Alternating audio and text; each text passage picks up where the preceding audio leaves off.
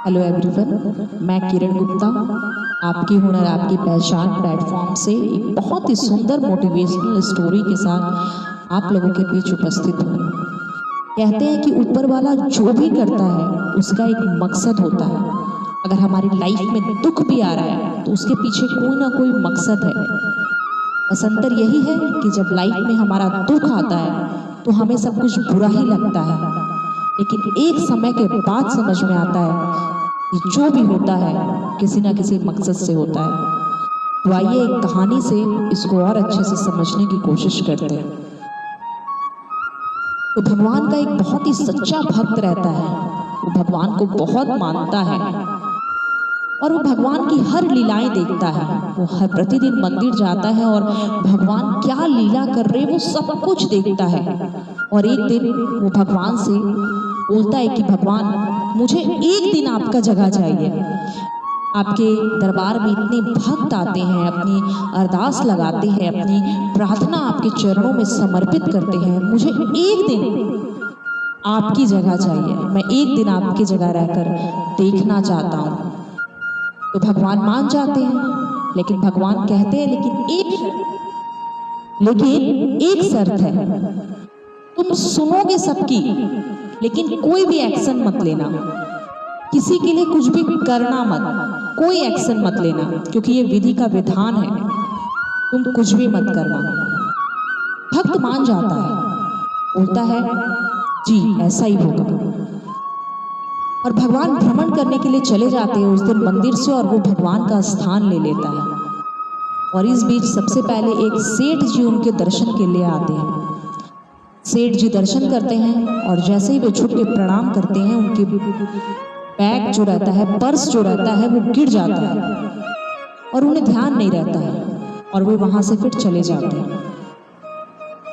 और उसके बाद एक वहां पर गरीब आता है और वो गरीब बोलता है कि भगवान, मैं बहुत दिन से भूखा हूँ, मेरा परिवार मर जाएगा।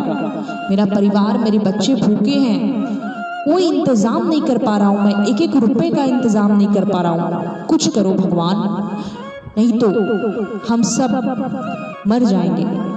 और ऐसा करके वो जैसे ही भगवान के चरणों में माथा टेकता है और उठता है तो उसे वो पर्स दिख जाता है और उसे लगता है कि शायद ये कृपा है, भगवान की कृपा है कि उसे एक पर्स मिला है और जिसमें पैसे हैं। और वो भगवान की कृपा समझ के वहां से चला जाता है।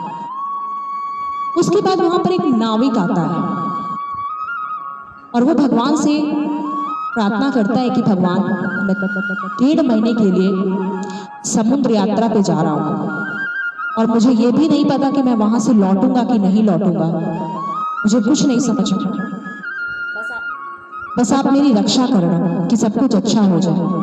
और ऐसा करके वो जैसे ही भगवान के चरणों को प्रणाम कर पीछे पलटता है तो देखता है कि कुछ पुलिस आ रहे हैं और उसे पकड़ के ले जा रहे हैं। वो बोलता है मेरी गलती क्या है? वो कहते हैं कि आपने अभी आपके पहले एक सेठ जी आए थे, आपने सेठ जी के पैसे चुराए, इनका ये इल्जाम है, इसलिए आपको हम पकड़ कर ले जा रहे हैं।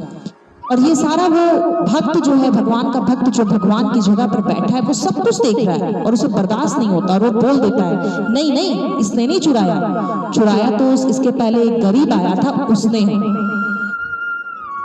और फिर क्या होता है, वो गरीब को बुलाया जाता है और फिर उसे गिरफ्तार करके ले जाया जाता है।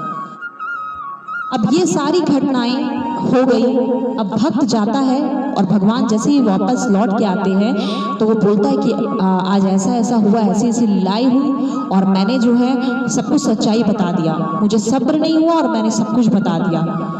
तब भगवान उसे बोलते हैं कि तुम्हें मैंने एक शर्त दिया था कि तुम कुछ भी नहीं बोलोगे, लेकिन तुमने सब कुछ उल्टा कर दिया, तुमने सब कुछ बर्बाद कर दिया। तो उसने बोला मैंने बर्बाद कैसे किया भगवान, मैंने तो सब अच्छा कर दिया। जो बुरा हो रहा था मुझसे बुरा बर्दाश्त नहीं हुआ और मैंने सबका अच्छा कर दिया। तब भगवान ने उसे बोला कि ये विधि का विधान था।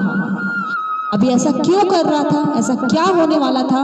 तो वो जो सेठ जी थे वो बहुत अमीर थे, अगर उनका थोड़ा पैसा चोरी भी हो जाता तो उन्हें कोई फर्क नहीं पड़ता। दूसरा वो गरीब को तुमने जेल भिजवा दिया, अब उसका परिवार भूखे मर जाएगा। क्यों? क्योंकि वो पूरा परिवार भूखा है कई दिनों से, और अगर उसको अब अनाज नहीं मिला तो उनकी मौत निश्चित है। तुमने उसको जेल भिजवा दिया, अब उसके पीठ पीछे उसके पत्नी उसके बच्चे भूखे मरेंगे। और तीसरा वो नाविक को अगर पुलिस पकड़ के ले जाता तो वो बच जाता, क्योंकि उसकी 1.5 महीने वो जाने वाला था समुद्र यात्रा पे, और वहां उसकी मौत निश्चित थी कि वो मरेगा ही मरेगा। लेकिन ऐसा इसलिए हुआ, अगर उसे पुलिस पकड़ के ले जाता वो जेल में रहता और बच जाता। तुमने सब उल्टा कर दिया। अब नाविक की मृत्यु निश्चित है। तब उस भक्त को अपनी गलती का एहसास हुआ और भगवान के चरणों में पड़ गया। तब भगवान ने उसे बोला कि ये विधि का विधान है कि जो भी होता है किसी मकसद से होता है। जब सब कुछ हो रहा था तुम्हें बुरा लग रहा था, तुमने सोचा कि नाविक जो है वो बेकसूर है, वो जेल जाएगा तो मैं उसे बचा लेता हूं, लेकिन ये सब एक मकसद से हो रहा था।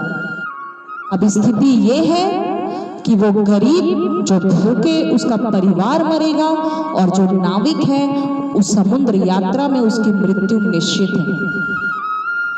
तो मोरल ऑफ द स्टोरी ये है कि भगवान जो भी करते हैं हमेशा याद रखिए उसका कोई ना कोई मकसद होता ही होता है।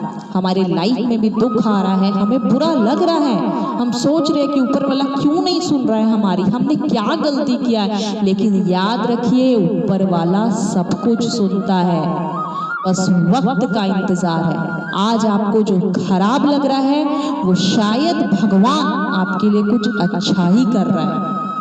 तो जिंदगी में कभी कभी वक्त के साथ बहना सीखिए, हर कुछ को परिवर्तन करने की कोशिश मत कीजिए। जब लाइफ में कुछ चीज अनकंट्रोल हो जाती है, जिसको हम कंट्रोल नहीं कर पा रहे, तो छोड़ दीजिए।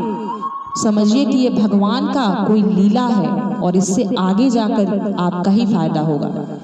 तो आशा है, उम्मीद है आपको एक छोटी सी मोटिवेशनल स्टोरी बहुत अच्छी लगी होगी और आपने इससे कुछ सीखा होगा। बहुत बहुत धन्यवाद।